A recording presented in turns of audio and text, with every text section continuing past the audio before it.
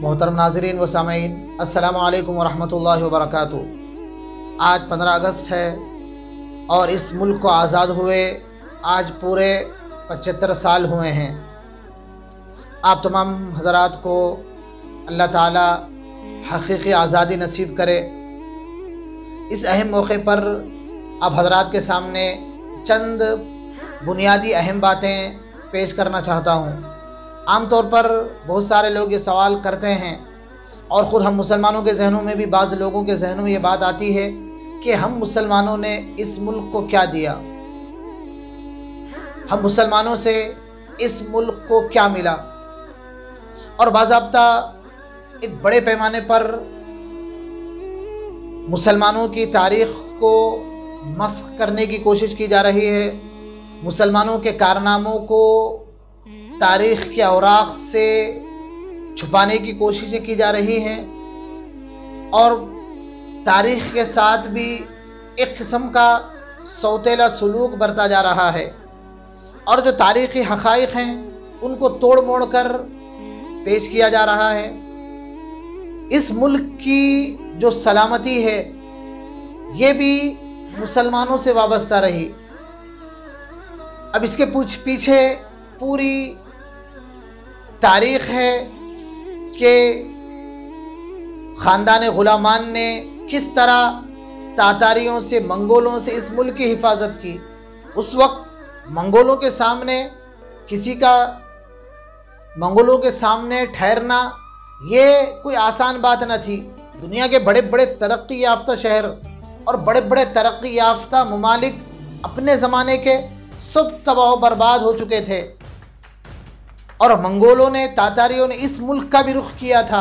लेकिन यहाँ के मुस्लिम बादशाहों ने अपनी जानों पर खेल कर और अपनी नस्लों को कुर्बान करके इस मुल्क की हिफाजत फरमाई। अगर ख़ानदान ग़ुलामान अगर तातारियों से इस मुल्क की हिफाजत ना करते तो नामालूम इस मुल्क का अंजाम क्या होता। इसी तरह इस मुल्क की तरक्की में भी मुसलमानों का बड़ा हाथ है।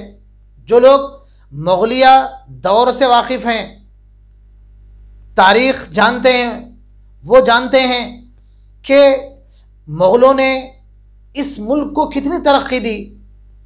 मुग़ल बादशाहों ने, जलालुद्दीन अकबर ने, औरंगज़ेब ने इस मुल्क को किस तरह तरक्की के बामे उरूज पर पहुँचाया।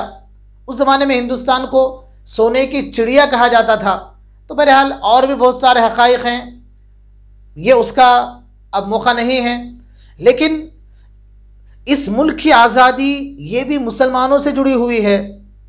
इस मुल्क की आज़ादी ये भी मुसलमानों से है।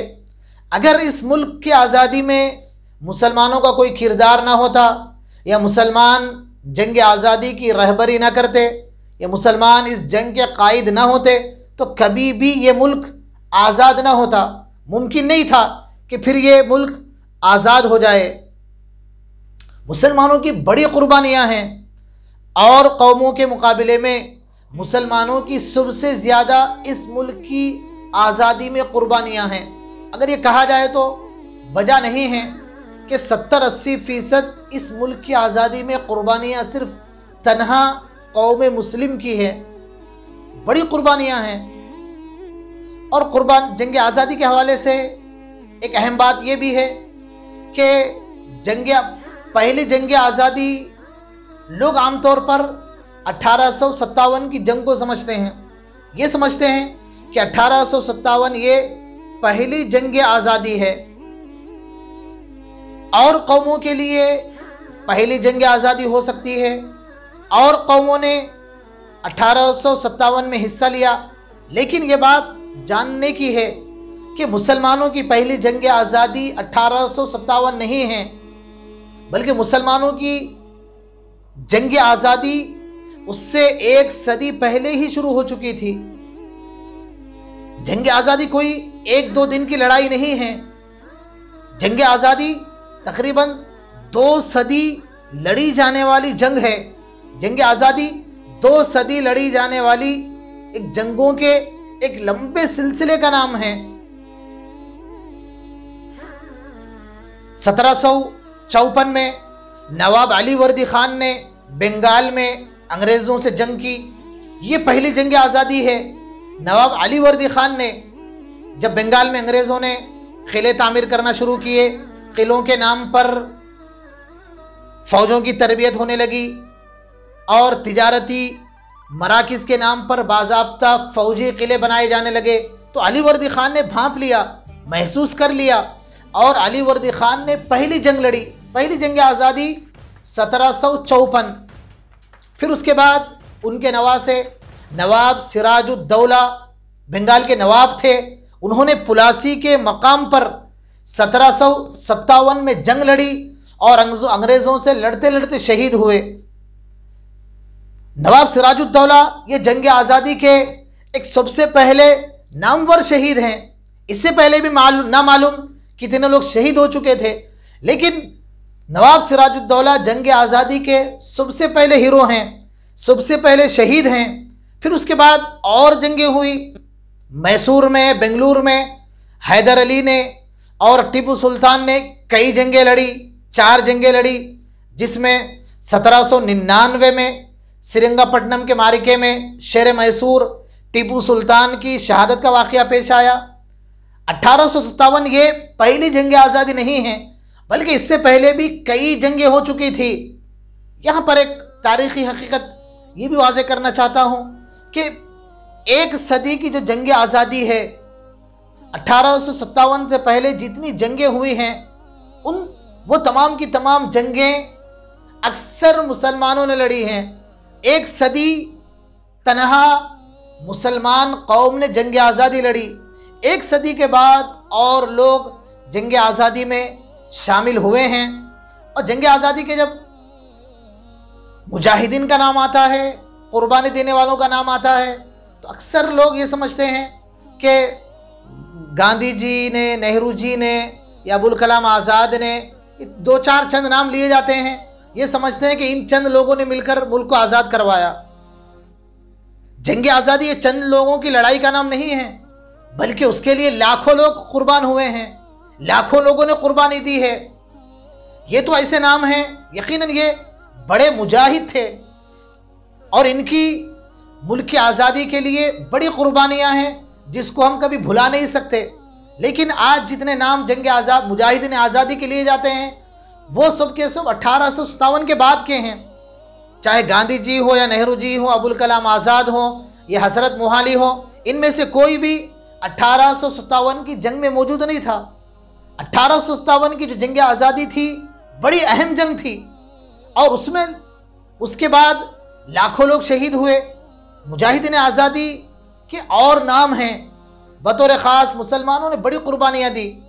और तारीख़ के हवाले से बात मिलती है कि 1857 का जो बदला अंग्रेज़ों ने मुस्लिम कौम से लिया, वो बिल्कुल आया है, बिल्कुल साफ ज़ाहिर है। बाद मुर्रिखीन लिखते हैं कि 1857 का बदला अंग्रेज़ों ने खालिस मुसलमानों से लिया, इसलिए कि उनको मालूम था कि ये इन तमाम के पीछे असल मुहर्रिक मुसलमान ही हैं, मुसलमान ही हैं जो हमारा बिल्कुल नातक़ा बंद किए हुए हैं। लिहाजा उन्होंने सख्त तरीन बदला लिया। मुर्रिखीन लिखते हैं कि 51,000 उलमा शहीद किए गए। दिल्ली की चांदनी चौक से लेकर पेशावर तक कोई दरख्त ऐसा नहीं था जहां उलमा की लाश न लटकी हो। और कत्ल के भी, शहीद करने के भी अंग्रेज़ों के नए नए तरीक़े थे। मुर्रिखीन लिखते हैं कि मुसलमानों को तोप के दहाने पर बांधा जाता था और तोप उड़ाई जाती थी और मुसलमानों की बोटियाँ बोटियाँ हवाओं में बिखेर दी जाती थी। कोई आज़्व सही सालिम नहीं मिलता था और मुसलमानों को थैलों में, जिंदा मुसलमानों को थैलों में बांधा जाता, मुंह बांध कर दरियाओं में, तालाबों में फेंक दिया जाता और सूअर की खाल छिलकर और जानवरों की खाल छिलकर जिंदा मुसलमानों को उसमें लपेटा जाता और आग में जिंदा जला दिया जाता, चलती ट्रेनों से फेंक दिया जाता और दरख्तों पर फांसी के फंदे लटकाकर हाथियों पर बिठाकर फंदा गले में डालकर हाथियों को भगाया जाता। वो कौन सा दर्दनाक तरीक़ा है जो अंग्रेज़ों ने मुसलमानों पर नहीं अपनाया। लेकिन आज ना लोगों को इसका एहसास है और ना हम सही तारीख़ लोगों के सामने पेश कर पा रहे हैं। ज़रूरत इस बात की है कि हम हकीकतों को लोगों के सामने लाएं, इसलिए कि यहाँ की अक्सर आवाम नाखानदा है, पढ़ी लिखी नहीं है, और जो लोग चर्ब जुबान हैं और मीडिया जिस बात को फोकस करे और जिस बात को मशहूर कर दे, लोग उसी को हकीकत समझते हैं। हकीकतों को सामने लाने की ज़रूरत है। और एक अहम बात, आज इस मुल्क की जमहूरियत को, सलामती को बड़ा ख़तरा है। और ख़तरा किस बात से है? आज इस मुल्क को ख़तरा मजहबी मुनाफरत से है।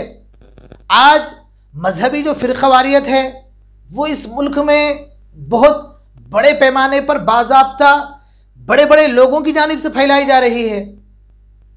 बाज़ाब्ता एक सियासत का एक गुर और सियासत की तरक्की का एक ज़रिया, बाज़ाब्ता अपनी एक सियासत चलाने के लिए मज़हब का सहारा लिया जा रहा है और लोगों के अंदर जो मजहबी जज्बात हैं उनको उभारा जा रहा है।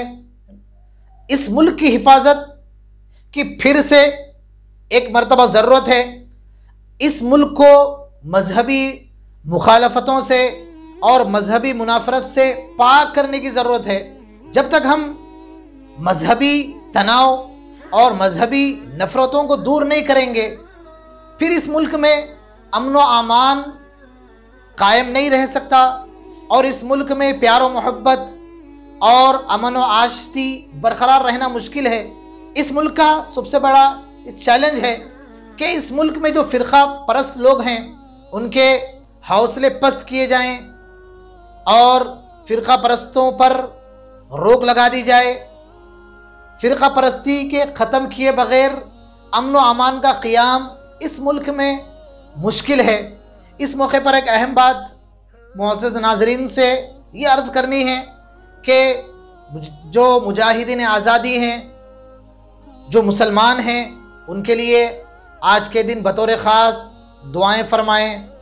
कुछ मुमकिन हो तो पढ़कर या कुछ नमाज़ें पढ़कर उनके लिए ईसाले सवाब करें, इसलिए कि उनका हम पर बड़ा एहसान है। हम जो आज़ाद हैं वो हमारे असलाफ़ की क़ुरबानियों का नतीजा हैं। तारीख़ पढ़ते हैं तो पता चलता है कि वाकई कितनी अजीम क़ुरबानियाँ थी। अस्सलामु अलैकुम व रहमतुल्लाहि व बरकातहू।